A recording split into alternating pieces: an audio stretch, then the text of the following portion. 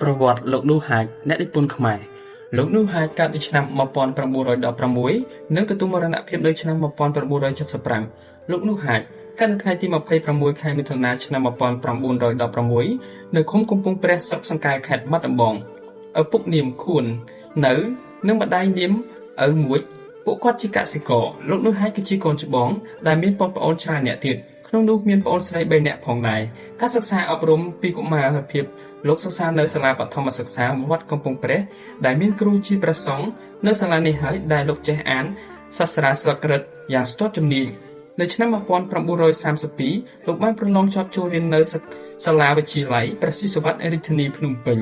ហើយលោកតស៊ូរៀនសូត្ររហូតបានទទួលសញ្ញាបត្រកម្រិតមធ្យមសិក្សាប្រវត្តិការងារបន្ទាប់ពីទទួលបានសញ្ញាបត្រនៅវិទ្យាល័យព្រះស៊ីសុវត្ថិលោកនូហាចបានចេញទៅបំពេញការងារនៅខេត្តសៀមរាបជាចៅក្រម1នៅឆ្នាំ1947លោកបានធ្វើការជាអ្នកបោះពុម្ពផ្សាយឲ្យកាសែតកម្ពុជាក្នុងក្រសួងព័ត៌មាន2ឆ្នាំ1948លោកបានក្លាយជាអ្នកលេខាផ្ទាល់របស់នាយករដ្ឋមន្ត្រីយុទ្ធវង្សបន្ទាប់មកលោកបានវិលមកធ្វើការឲ្យក្រសួងព័ត៌មានវិញមានឋានៈជាប្រធាននាយកដ្ឋាន3ឆ្នាំ1952លោកបានផ្លាស់ប្ដូរទៅធ្វើការនៅក្រសួងការបរទេសជាប្រធានផ្នែកកិច្ចការនយោបាយការបរទេសក្នុងការងារថ្មីនេះលោកត្រូវបានតែងតាំងឲ្យទៅបំពេញបេសកកម្មផ្សេងៗនៅបរទេសដូចជាទៅប្រទេសសៀមនិងយូហ្គោស្លាវីជាដើមក្រោយមកដោយសារតែមានស្នាដៃក្នុងការងាររាជរដ្ឋាភិបាលបានដំឡើងឋានៈឲ្យលោកក្លាយទៅជាអគ្គរដ្ឋទូតខ្មែរប្រចាំនៅប្រទេសឥណ្ឌូនេស៊ីប្រទេសវៀតណាមនិងជាអ្នកតំណាងពិសេសប្រចាំអង្គភាពសហប្រជាជាតិផងដែរ4ឆ្នាំ1952នាយករដ្ឋមន្ត្រីសម្ដេចព្រះនរោត្តមសីហនុបានតែងតាំងលោកនូហាចជារដ្ឋលេខាធិការក្រសួងសាធារណការនិងគណនេយ្យគមន៍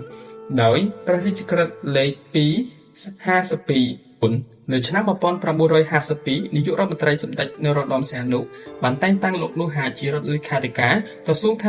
សាធារណការនិងគណនេយ្យគមន៍ដោយព្រះរាជក្រឹត្យ252 17មករាឆ្នាំ1958លោកបានចូលជាសមាជិកនៃសមាគមអ្នកនិពន្ធខ្មែរទស្សនាវដ្តីអ្នកនិពន្ធខ្មែរឆ្នាំទី2លេខ3នៅខែកុម្ភៈឆ្នាំ1966ទំព័រ13សមាគមអ្នកនិពន្ធខ្មែរកើតឡើងនៅឆ្នាំ1954ដោយលោករិនគីន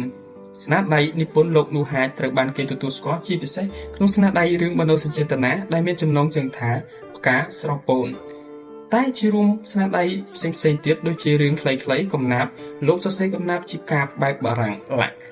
ហើយលោកជាអ្នកនិពន្ធដែលសរសេរឲ្យទស្សនាវដ្តីរាត្រីថ្ងៃសៅរ៍ទស្សនាវដ្តីនារីទស្សនាវដ្តីរួមមិត្តឡាក់ចំណងជើងអត្ថបទនានាដែលប្រមូលបានរួមមានទី1រឿងផ្កាស្រពោននៅឆ្នាំ1949ទី2រឿងមីលាដងចិត្តនៅឆ្នាំ1972 3រឿងត្រួយជីវិតនៅឆ្នាំ1973 4មគ្គរសជាតិសិក្សាអត្ថបទដកស្រង់ចេញពីទស្សនាវដ្តីនារីលេខ10ទំព័រ353ដល់ទំព័រ356ខែតុលាឆ្នាំ1951ទី5រឿងខ្លីកូនក្រផ្សាយដោយទស្សនាវដ្តីមិត្តរួមមិត្តលេខ8នៅថ្ងៃទី15ខែឧសភាឆ្នាំ1953ទំព័រ15និង16 6ដំណើរចេញទៅប្រទេសបារាំងការបែបបារាំងផ្សាយដោយទស្សនាវដ្តីនារីលេខ15នៅឆ្នាំ1952 7ខ្ទីងការបែបបារាំងផ្សាយដោយទស្សនាវដ្តីនារីលេខ11ខែវិច្ឆិកាឆ្នាំ1951ទំព័រ396 8នារីជាទីស្នេហានៅក្នុងឆ្នាំ1953ទី9 Livor និង Noren នៅឆ្នាំ1953បោះពុម្ពភាគ1ឆ្នាំ1955បោះពុម្ពភាគ2ទី10រឿងខ្លីល្បាតគយក្នុងគ្រាមួយនៅទន្លេសាបដកស្រង់ចេញពីទស្សនាវដ្តីរាត្រីថ្ងៃសៅរ៍លេខ10នៅថ្ងៃទី19ខែកុម្ភៈឆ្នាំ1952លេខទំព័រ29ដល់31ទី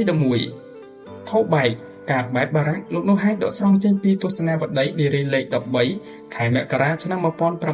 1952ទំព័រលេខ11ជីវិតអាពាហ៍ពិពាហ៍លោកនូហាចបានរៀបការជាមួយនឹងអ្នកស្រីតាន់រ៉ែមដែលមានបុត្រចំនួន8នាក់សប្តាហ៍ថ្ងៃកូនៗរបស់លោកមួយចំនួនរស់នៅប្រទេសអាមេរិកនិងអូស្ត្រាលីចុងក្រោយខ្មែរក្រហមបានសម្លាប់លោកប្រហែលនៅឆ្នាំ1975